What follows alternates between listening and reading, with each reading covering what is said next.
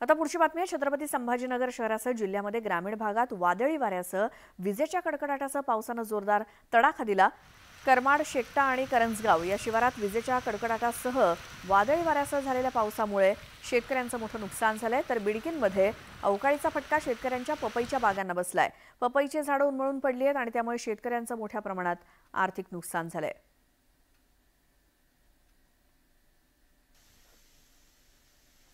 तर साताऱ्यामध्ये सुद्धा वादळी वाऱ्यासह आलेल्या पावसाने झाडं कोसळली, तर काही भागात वीज पुरवठा खंडित झाला।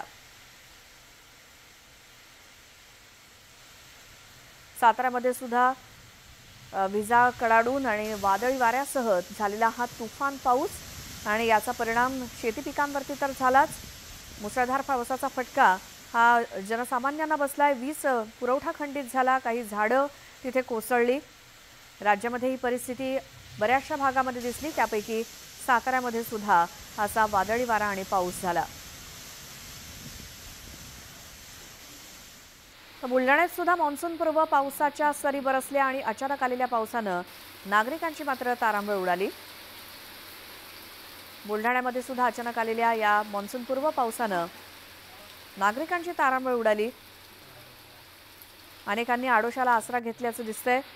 काही ठिकाणी झाडं कोसळली, वीज पुरवठा त्यामुळे खंडित झाला। बऱ्याच ठिकाणी वादळी वारा झाला आणि सोसाट्याचा वारा आणि पाऊस अशी परिस्थिती। तर रत्नागिरीतल्या राजापूर तालुक्यामध्ये जोरदार पाऊस झाला।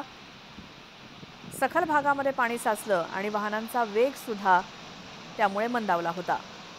रत्नागिरी जिल्ह्यातल्या राजापुरात घाटामध्ये सुद्धा वाहनांचा वेग अर्थातच मंदावला, कारण